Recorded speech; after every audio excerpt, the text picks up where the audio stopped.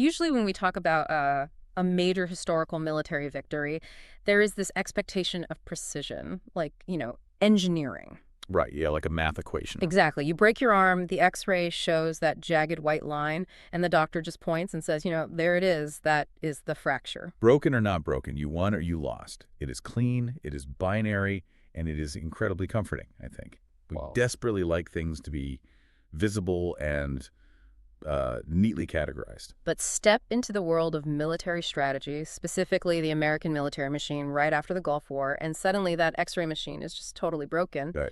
We are looking at a strategic landscape that is, well, it is really murky. It is the absolute definition of diagnostic muddy waters. Yeah, and we are looking at an institutional postmortem of a military that achieved a massive world-shocking victory in the desert, yet somehow almost entirely missed the broader lessons because of its own internal rivalries and bureaucratic blinders. Which brings us to the core question of this entire deep dive, right? Yeah. A question we are going to obsess over today. Lay it out for us. So, after winning the Gulf War so decisively, did America truly understand the future of warfare?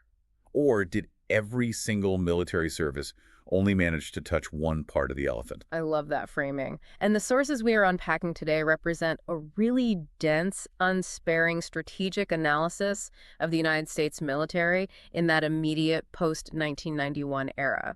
We are going to explore every major concept, every key personality, and the sweeping service reforms. And the heavy institutional criticisms detailed in our source text, too. Right. To understand exactly how the U.S. military attempted to reshape itself for the 21st century, and frankly, where it stumbled spectacularly. And to do that, we really have to start with the central metaphor of this text, the blind man and the elephant. It is a brilliant framing device used by the author, and it perfectly encapsulates the tragedy of the era. I mean, the Gulf War was a massive, unprecedented event. It was the giant elephant in the room. Literally.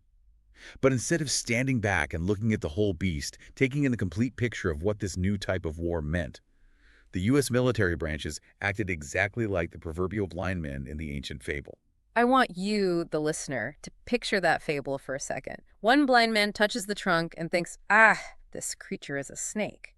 Another touches the leg and thinks, no, it is a tree. A third touches the ear and thinks it is a fan. Right, and none of them are entirely wrong about the specific part they are touching, but they're all catastrophically wrong about the reality of the animal right in front of them. So how does this apply to the Pentagon? Well, the text argues that the Army felt one part of the Gulf War and learned one specific lesson. The Air Force touched a completely different part and walked away with a totally different lesson. And the Navy touched a third part. Just totally fragmented. Yeah, completely. Because of the sheer scale of the conflict, and because of the deeply entrenched nationalistic instincts and long-standing sectarianism within the Pentagon, nobody was really incentivized to step back. The author points out that these theoretical blind spots were not just accidental.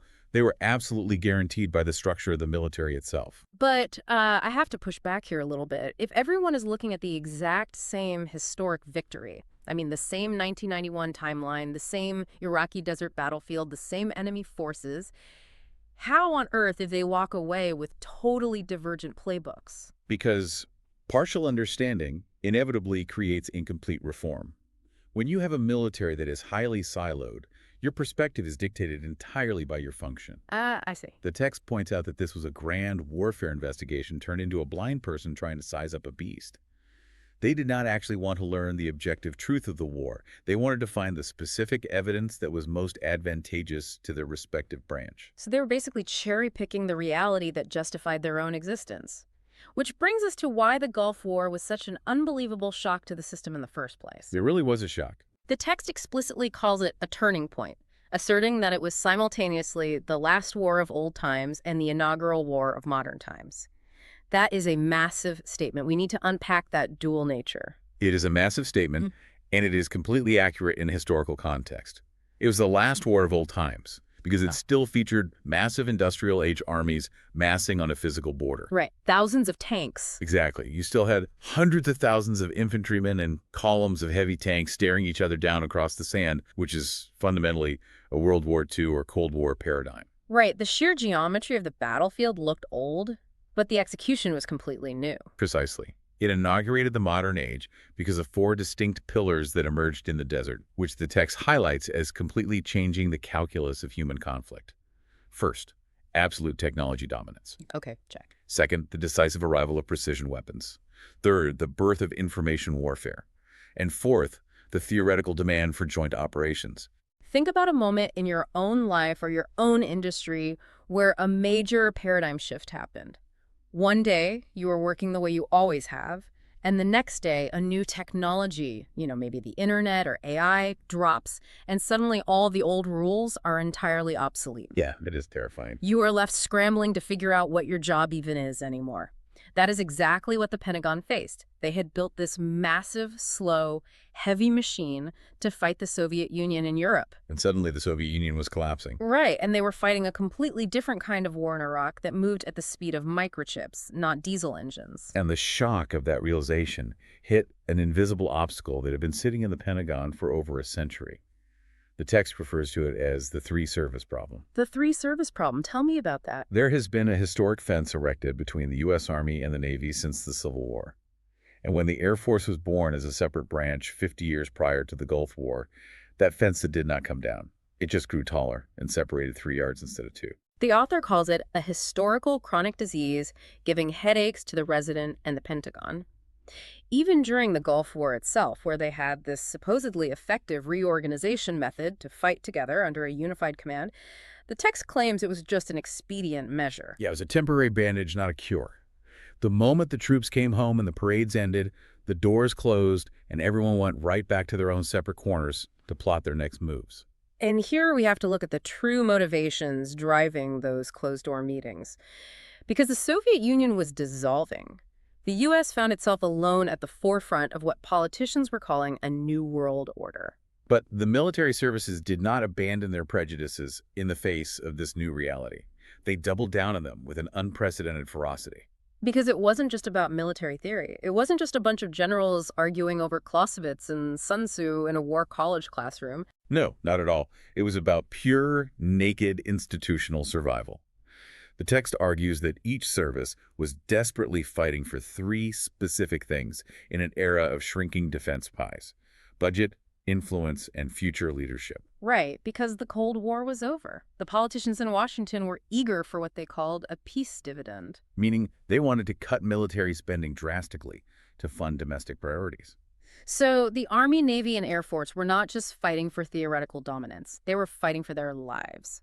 If Congress thinks your branch is obsolete, your funding gets slashed, your bases get closed, and your generals lose their stars. Exactly. To justify their budgets, they each had to prove that their specific branch was the absolute key to winning the Gulf War, and therefore the sole key to future American security. Which sets up this incredible high-stakes scramble to rewrite doctrine. And to really understand how this played out, the text takes us inside the U.S. Army first. We are introduced to General Sullivan, who became the Army Chief of Staff shortly after the Gulf War. And Sullivan is having a serious, terrifying reality check. Because the public perception was that the Army crushed it. The Army went into Desert Storm with immense prestige, tanks rolling across the desert, soldiers planting flags. But behind closed doors, as the text says, Sullivan felt what might have been an inflexible elephant's leg. He felt the leg because he looked at the actual timeline and the actual mathematics of the victory. The public saw a quick win, but Sullivan saw that there were 38 days of wanton, unrelenting Air Force bombing. 38 days! Wait! Which completely overshadowed the Army's 4-day ground sweep. The Air Force essentially won the war from the sky before the Army even put its boots on the ground. The 4 days of ground combat were a clean sweep, yes, but they were largely a mop-up operation. They were unable to bring the long-expected singular glory to the Army. So if the Pentagon as a whole is realizing their Cold War playbook is dead, the panic must have hit the ground troops first. If you were the Army, you rely on mass and manpower. The exact things this new precision war from the sky just made look incredibly slow and obsolete. Sullivan was terrified. With the Soviet Union declining, he had a prophetic concern that politicians would look at this massive, aging, heavy army structure and just slash its funding, leaving it unable to cross the threshold into the 21st century. So Sullivan prescribed some incredibly strong medicine. He proposed building a completely new 21st century army, redesigned, and this is a direct quote from the source, from the foxholes to the factories. He realized that tweaking the margins was not enough. But he also knew he could not rely on the normal, sluggish military bureaucracy to do this. Right, because the bad bureaucratic practices, the endless committees, the procurement delays at every level would just suffocate any real innovation before it even started. So what does he do? He bypasses the entire establishment. He builds something called the Louisiana Drill Task Force. This is fascinating. It was a lean, hand-picked group of just 1,100 people placed under his direct command. No middle managers, no endless review boards. Exactly. Their entire mission was to take the lessons of the Gulf War and mold what became known as a digitized force. The goal of this task force was a total paradigm shift, taking the Army from an industrial, manpower-heavy force that relied on overwhelming numbers and turning it into an information-age army. They wanted to network every single soldier, every tank, every helicopter, so that they shared a single integrated picture of the battlefield. But the text is brilliantly cynical about this, or perhaps just very realistic about the mechanics of Washington. It points out that spending all this money on a digitized force was actually a highly calculated, shrewd way to acquire more money. It was a bureaucratic masterstroke. By pitching the Army of the Future, Sullivan and his successor, General Reimer, dangled a shiny, high-tech objective in front of Capitol Hill. And politicians love shiny tech. Oh, they do. Politicians who mostly feared making fools of themselves because they did not understand the tactical military nuances of tank warfare understood computers and the future, so they just opened the checkbook. The Army used the allure of the information age to secure its budget in an era of cuts. But this massive pivot to technology introduces a terrifying vulnerability, which brings us to one of the most fascinating mathematical problems outlined in our source: the danger of technology dependence. It is a massive problem. If you base your entire military strategy on having the best computers, you are suddenly playing by the rules of the tech industry, not the rules of war. And those rules are unforgiving. The text breaks down the fundamental mismatch in pacing between military procurement and civilian technology. It cites the 18-month rule of computer development, which is essentially Moore's law, where computing power doubles every year and a half, and pairs it with the 60-day rule for network technology evolution. The tech world is moving at a blinding, exponential speed. Yes, it is. Think about buying a new smartphone. By the time you get it out of the box, peel the plastic off and set it up, Apple or Samsung is already announcing the next microchip. Now imagine you are buying a $10 billion fleet of armored vehicles, and the standard military procurement paperwork going from a proposed requirement to bidding to industry manufacturing to military testing to deployment takes a decade. Right. By the time that tank rolls onto the battlefield, its computer systems belong in a museum. Aren't they just building a massive force around completely obsolete gear? Yes, and that turns the digitized force into what the text describes as a topspin by continually changing new technology. Yeah. They are so busy trying to keep up with the latest software update or hardware integration that they lose their actual strategic bearing. Oh. The author introduces this chilling concept to describe this vulnerability, the electronic Maginot Line. Hold on. Before we apply this to the 1990s Army, let's remind the listener what the original Maginot Line was, because the metaphor is just perfect. After World War I, France built this massive, highly advanced system of physical fortifications: concrete bunkers, artillery pop-ups, underground trains, all along their border with Germany. It was an engineering marvel, but it was completely rigid. Right. It was designed for a war that was already in the past. So in World War II, the Germans just drove their tanks around it through the Ardennes forest. The investment was useless. Exactly. Now take that concept of a static, heavily invested defense and make it invisible, make it electronic. An electronic Maginot Line is a system that is technologically dazzling, but strategically rigid. And deeply vulnerable, precisely because of its excessive dependence on a single technological vector. By linking the entire fate of the armed forces to the functionality of a certain type of network technology, the Army risks building a glassjaw. If that single network goes down or is hacked or is jammed by an enemy who does not play by the rules, the whole expensive machine just stops working. You have soldiers who do not know how to navigate without GPS, and tanks that cannot fire because their targeting software is offline. You have traded manpower for a single point of failure. It is a profound warning about the fragility of high-tech warfare. But while the Army is agonizing over its computers, its relevance, and its potential glass jaw, the Air Force is having a totally different post-war experience. They are not panicked at all, are they? They're walking on air, literally and figuratively. Even though their chief of staff, the straightforward General Dugan, was relieved of his post right before the war started, the Air Force viewed themselves as the ultimate undisputed winners of Desert Storm. They felt they had touched the wings of the elephant. Their new founding principle, their new mantra, became global presence, global power. For the first time since their inception, they felt they had proven they could win a war almost entirely on their own. Succeeding in strategic and battle attack missions across any front without needing the Army to do the heavy lifting. The text notes that the Air Force started as a mere appendage of the Army 50 years prior, the Army Air Corps. But suddenly they felt they had grown wings when it touched the elephant in the Gulf. They felt this single 38-day victory in the desert was enough to claim the permanent leading role in the entire military from that point forward. And under General McPeak and his successors, they did not just celebrate, they ruthlessly reorganized to solidify that power.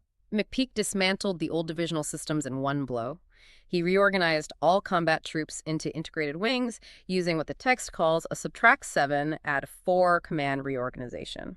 Okay, I need to visualize what that actually means on the ground. You do not just subtract 7 and add 4 to a spreadsheet. What is being subtracted here? You are subtracting layers of bureaucracy. In a traditional Cold War Air Force structure, an order has to trickle down through massive, bloated middle management layers.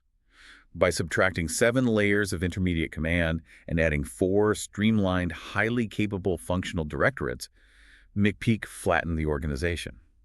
They wanted to be leaner and much, much faster. Which birthed the concept of the Air Expeditionary Force.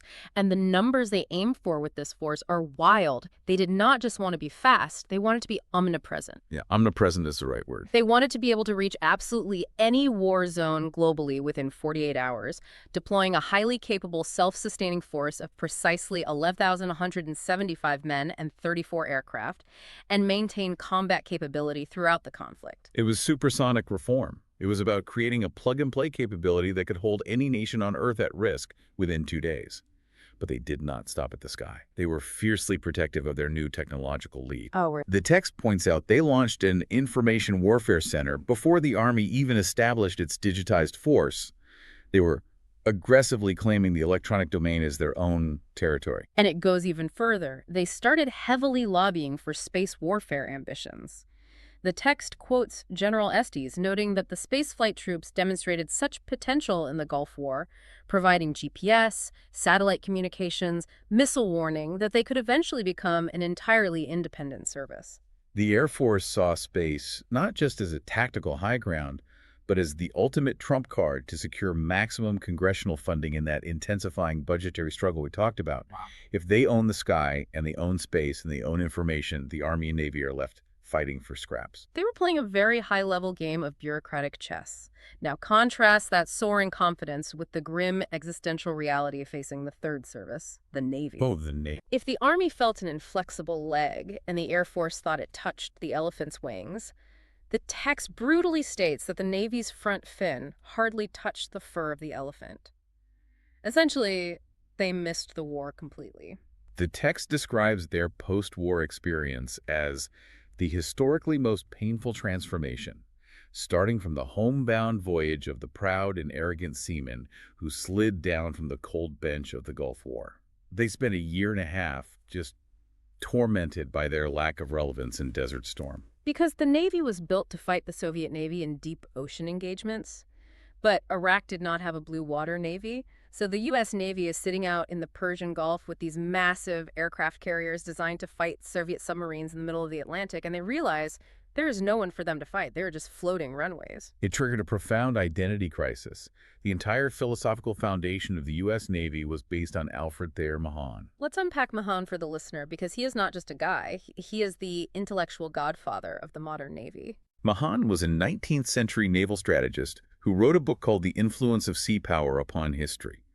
He argued that sea control, meaning dominating the deep oceans with massive fleets, was the sacred, unchanging mission of any great power. Control the water, control the world. If you control the deep water, you control global trade, and therefore you control the world. For 100 years, Mahan was gospel. So for a century, every admiral's Bible is essentially saying, stay in the deep water, build bigger ships for deep water battles.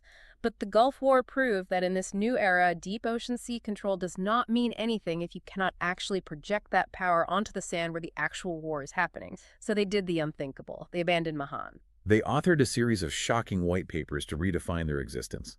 The first was called From Sea to Land. The text uses this incredible imagery to describe the shift.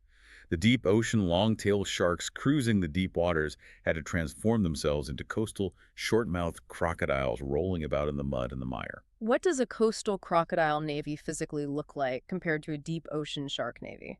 Well, it means you stop focusing solely on blue water ship-to-ship combat, and you start focusing on the littorals, the shallow coastal waters. It means you design ships that can survive closer to shore, you focus on launching cruise missiles at land targets, and you focus on supporting marine landings. You are projecting power from the water directly into the enemy's living room. Yes. Which is such an identity crisis for a deep-sea sailor. But they pushed forward. That first paper was followed by Forward Position and later Admiral Borda's Naval Concepts 2020. They pivoted entirely to coastal operations, power projection, and created the Naval Expeditionary Force. And we have to pause and mention Admiral Borda. The text, briefly, yet heavily, notes his tragic suicide, framing it as a redemption of honor he felt he had ruined during these tumultuous times. That is heavy. It is. His successor, Admiral Johnson, picked up the mantle and continued to pitch the Navy as the essential core of future combat. Why? Because unlike the Army, which requires massive, slow logistical support to deploy, and unlike the Air Force, which is heavily reliant on foreign-owned, politically sensitive air bases to launch its planes, the Navy possessed cruise freedom. Cruise freedom, meaning they do not need a permission slip. They could park a carrier strike group off anyone's coast in international waters and project power inland without asking a single foreign prime minister for basing rights. It was their ultimate selling point to Congress. So if we look at the board right now, let's synthesize what we've learned about these three blind men. The Army is terrified of irrelevance and is digitizing everything to become an information force, hoping Congress likes computers. The Air Force thinks they won the war single-handedly and is organizing to strike anywhere on Earth in 48 hours to prove they are the only force you need. And the Navy. Right. The Navy realizes it missed the war completely and is transforming from ocean sharks to coastal crocodiles to guarantee they are never left out of a conflict or a budget cycle again. They are all rewriting their doctrines based on the Gulf War, and publicly, they are all claiming they need to fight jointly. Which brings us to the core problem, the central irony of this entire deep dive. The Army, Navy, and Air Force all completely agreed on the concept of jointness. They all paid lip service to it in every press conference and congressional hearing. But they only supported jointness if their specific branch got to be the unquestioned leader of that joint force.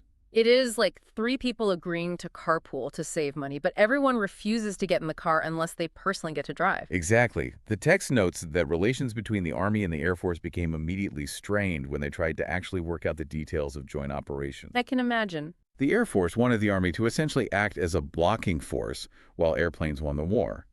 The Army wanted the Air Force to act as flying artillery to support ground troops. Neither branch was willing to hand over operational command. So what happened when they got together to hash this out? The meetings of military leaders to study joint operations became what the author calls mere formalities of unbeneficial military struggle. They would sit in rooms in the Pentagon, nod at each other, and agree on nothing.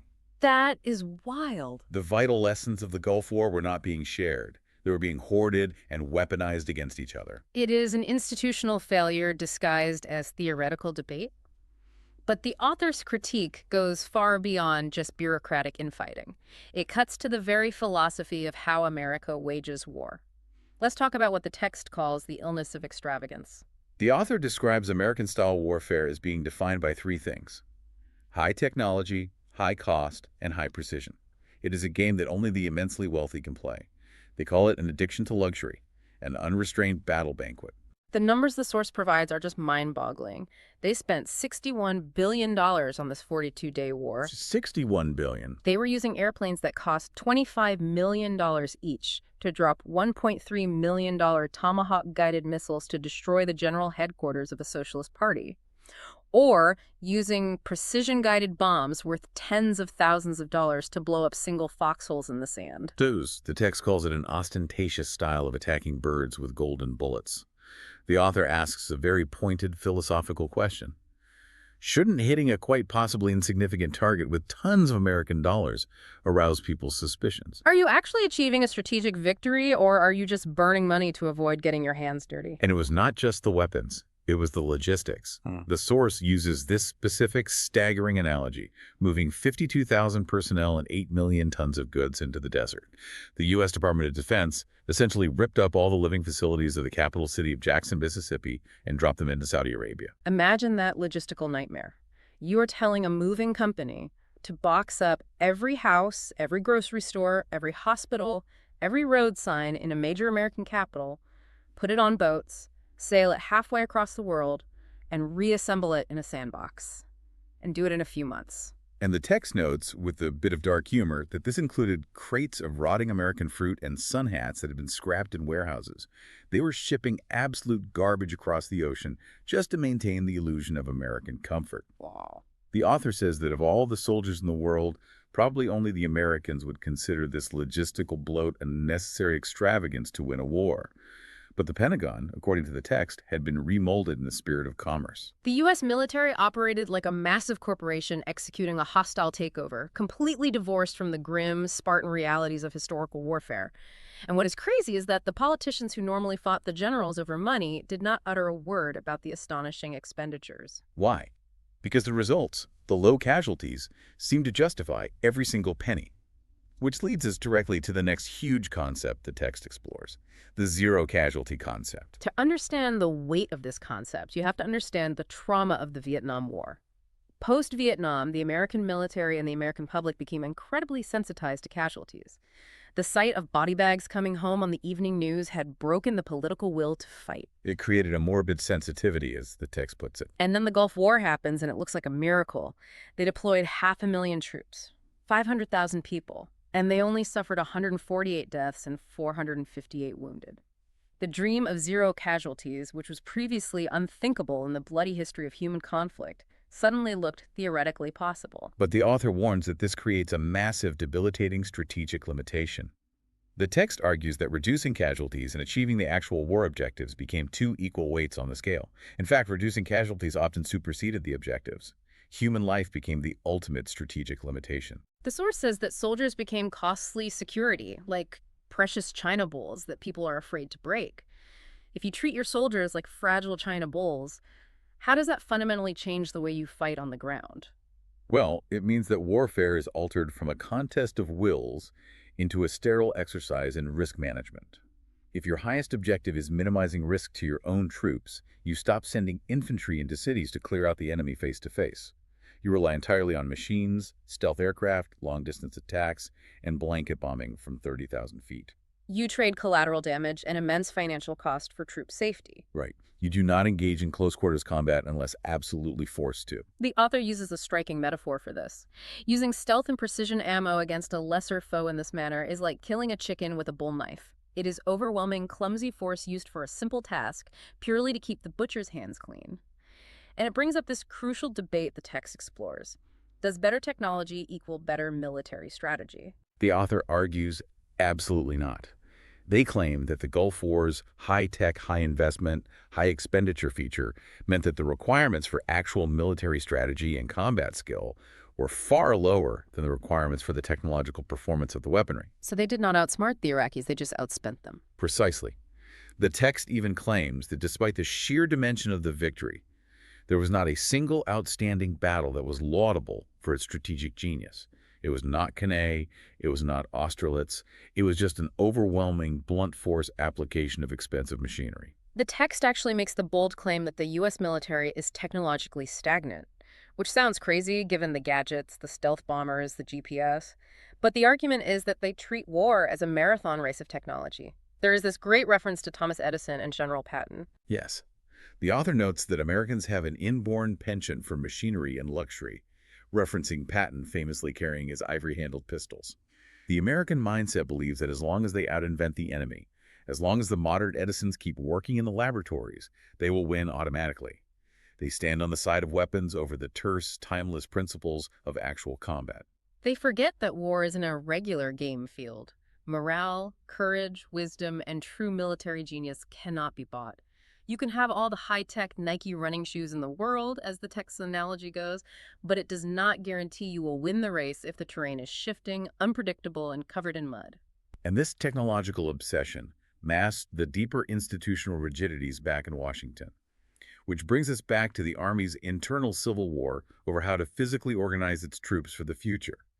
We talked about Sullivan's digitized force, but how are those digitized soldiers actually going to be grouped on the battlefield? This was a fierce debate that threatened to tear the Army apart from the inside. Who won the fight on how to organize? You had three competing visions: the conservative divisional faction versus the brigade faction versus this radical new idea of battle groups. The divisional faction represented the old guard. They wanted to keep massive, cumbersome formations of tens of thousands of troops commanded by multi-star generals. Initially, they won out, creating a 15,800-man experimental unit in 1996 to test new digitized gear.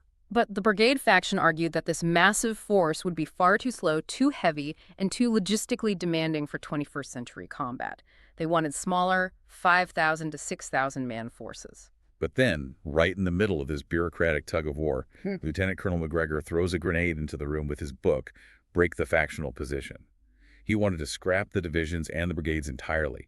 He proposed 12 building block battle groups of about 5,000 men each. McGregor's vision was radical.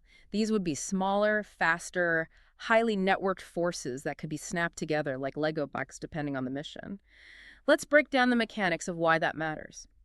If I am fighting a 21st century information war, why is a 5,000-man battle group mechanically superior to a 15,000-man division? Because a 15,000-man division requires massive supply lines, slow communications, and a huge physical footprint. In an era where satellites and drones can see everything, a massive division is just a giant, slow-moving target for enemy precision missiles. Of course. A 5,000-man battle group, heavily digitized, is nimble enough to strike quickly, share information instantly, and disperse before the enemy can target them. It is the difference between maneuvering a cruise ship and a fleet of speedboats. But if I'm a four-star general commanding a massive 15,000-man division, and McGregor's book suggests breaking it down to 5,000-man groups, he is essentially telling me my job should not exist anymore. I do not get to command a massive army. I get a small fraction of it. No wonder they hated it. It was not about strategy. It was about job security. Exactly. It was incredibly controversial because it directly threatened the positions and prestige of the senior generals. But General Reimer actually forced all his generals to read McGregor's book. The text notes that Reimer saw this as a magical cure to break the generals out of what he called their thought cocoons. Thought cocoons. What a phrase. It perfectly captures how insulated these leaders were, wrapped up in their own historical importance. But despite all this bitter infighting within the Army, and between the Army, Navy, and Air Force, all three branches were actually slowly, inevitably converging on the exact same broad concept, weren't they? They were. This is what the text calls the Expeditionary Force Revolution. Despite their rivalries, the harsh reality of the new post-Cold War world forced them all to move in the exact same direction: rapid deployment, smaller, more lethal forces, and global reach. The Air Force had its Air Expeditionary Force, the Navy its Naval Expeditionary Force, and the Army was moving toward these smaller deployable battle groups. Yeah. But here is where the text issues a very dark, very prescient warning. By building these highly proficient, incredibly flexible, and rapidly deployable sources, the military inadvertently created what the author calls a killer mace. A killer mace, meaning a weapon so handy, so perfectly balanced, and so easy to swing that you start looking for excuses to use it. If your only tool is a hammer, everything looks like a nail. But if your tool is a killer mace, everything looks like a target. Exactly. The text argues that this gave the U.S. government a dangerous new tool. Politicians became increasingly fond of using force, moving quickly, and seeking revenge for even the smallest international grievances. Why? Because deploying a 5,000-man expeditionary force for a quick strike was relatively cheap in terms of political capital and potential casualties compared to deploying a 500,000-man army. The barrier to entry for war became dangerously low. Which leads to the Department of Defense looking at these three separate killer maces, the land, air, and sea expeditionary forces, and saying, we need to tape these together. They attempted to force these disparate elements into a single, integrated Allied task force. And the danger here, as the text explicitly warns, is that while this seamlessly integrated force might nimbly achieve global missions, its very ease of use might drag the U.S. nimbly right into troublesome, complex global mires that it has absolutely no business being in. To make this integrated force actually work without the branches killing each other, they had to rewrite the intellectual foundation of how they fight. Which brings us to the joint campaign concept. In 1991, they issued new joint operations regulations that finally attempted to break past the old, dated concepts of just cooperative war. Cooperative war was basically the Army and Air Force waving at each other on the battlefield, fighting parallel wars, but never truly integrating. The new doctrine had 4 absolute pillars. Let's list them and understand them. First, centralized command, meaning one boss, not 3. Second, equality of services. Nobody's just a supporting cast member. Third, complete integration. And fourth, total depth battle. Let's pause on that last one. What does total depth battle actually mean in practice? Total depth battle meant expanding the battlefield from a flat, two-dimensional plane of just air and ground forces to a simultaneously integrated battle in the ground, sea, air, and space. It meant an Army commander could instantly call upon a Navy cruise missile, guided by an Air Force satellite, to destroy a target miles behind enemy lines. It was a massive conceptual leap. And the man who tried to champion this leap was the chairman of the Joint Chiefs of Staff, General Shalikashvili. The text describes him as a modern Moses. It is an incredibly apt comparison. Moses leading his people through the desert. Shalikashvili was trying to lead the military through the twilight of doubt, trying to single-handedly dismantle those century-old service walls with his grand manifesto called Joint Vision 2010. But just like Moses, he faced immense, stubborn resistance from his own people. The individual military services fought him tooth and nail. Let's break down the pushback, because it is a masterclass in bureaucratic sabotage. But it really is. The Marines claimed that Joint Vision 2010 would lead to the loss of distinctiveness, complaining that it stifled the American spirit of competition. Which is absurd when you're talking about national defense, not a corporate sales team. Oh. And the Air Force tactfully said it wanted flexibility, which is classic Pentagon speak for leave us alone to do what we want. And the Army and Navy. The text says their views had plenty of power to destroy Shalikashvili's painstaking efforts in an instant. They smiled in his face and quietly sabotaged the vision behind closed doors to protect their own fiefdoms. It is a tragic example of an institution prioritizing the narrow benefit of a subgroup over a valuable ideology. They could not expand their field of vision beyond their own budgets. And this intellectual failure, this refusal to evolve, is most heartbreakingly illustrated in the rise and fall of the concept of total dimensional warfare. This might be the most fascinating and, frankly, the most frustrating part of the whole document. We have to talk about General Franks and his 1993 manual, The Essentials of War. Franks introduced a concept that was genuinely staggering for its time: total dimensional warfare. It was a revolutionary leap in military theory. Franks defined this as involving total depth, total height, total frontage, total time, total frequency, and multiple methods. Let's translate some of that. When Franks said frequency, he did not mean how often you attack. He meant the electromagnetic spectrum. He recognized that controlling the radio waves, the cyber networks, and radar frequencies was just as vital as holding a physical hill. But the true radical nature of his vision was that it explicitly included non-combat military operations as a co-equal part of warfare. This is where Franks was light years ahead of his time. Traditional military dogma says that armies exist to do 2 things: break things and kill the enemy. That is it. But Franks realized that in the 21st century, war was not just going to be tank battles in the desert. It was going to be messy. It was going to involve peacekeeping, nation-building, humanitarian relief, stabilization operations, and information dominance. He was arguing that war is a 360-degree continuous spectrum. You cannot just win the tank battle, you have to win the peace. You have to master the non-combat dimensions to truly resolve the conflict. Precisely. If you only know how to destroy, you are completely useless the day after the enemy surrenders. So if they had the blueprint for the 21st century in 1993, a blueprint that perfectly predicted the complexities of modern conflict, why do we not hear about total dimensional warfare today? What happened to it? It was suffocated by the traditionalists. The counter-revolution arrived quickly and ruthlessly. A general named Holder, who ironically used to work under Franks, hated the idea. Of course he did. He represented the conservative, old-guard army tradition that despised mixing combat and non-combat. They felt that focusing on peacekeeping and nation-building weakened the warrior ethos, that it would confuse the troops who needed to be singularly focused on lethal force. That sounds less like preserving an ethos and more like bureaucratic cowardice. They did not want to learn how to do the hard, nuanced stuff, rebuilding infrastructure, managing civilian populations, so they just declared the hard stuff not our job. And they had the power to enforce that view. By 1998, under the leadership of General Hartzog, they took Franks' visionary manual and they gutted it.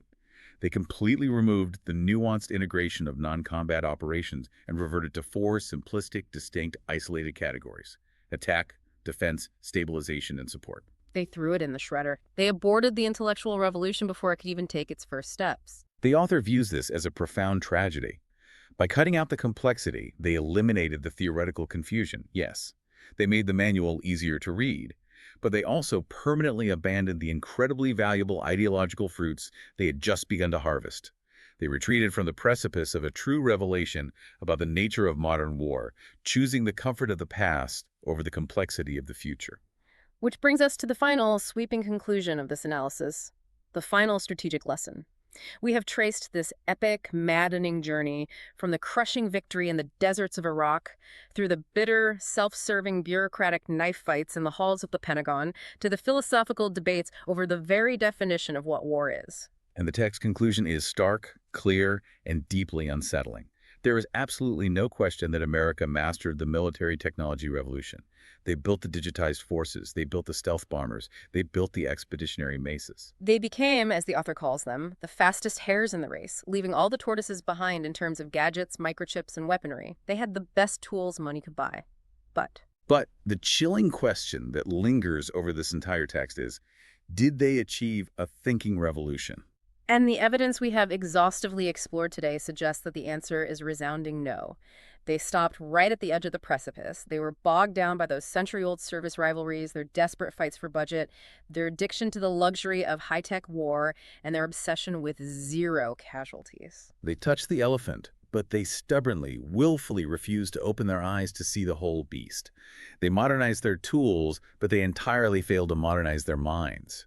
And in a world where conflict is becoming infinitely more complex, relying solely on technology while your strategic thinking remains siloed and stagnant is a recipe for eventual disaster. I want to connect this back to you, the listener, as we wrap up this deep dive. Think about the opening of our conversation, that X-ray, the desire for a clean, visible, binary picture of success. The U.S. military had the cleanest X-ray possible in the Gulf War, a total historic victory with minimal casualties. Yet that very victory blinded them to the realities of the future. It is a cautionary tale for any massive organization. Exactly. If an organization as massive, as well-funded, and as outwardly successful as the 1990s U.S. military can be utterly paralyzed by its own internal fences, its own ego, and its own early successes, what institutional blind spots are you accepting as normal in your own world? Where in your business or your life are you just touching one leg of the elephant and assuming you understand the whole animal? It is a vital question.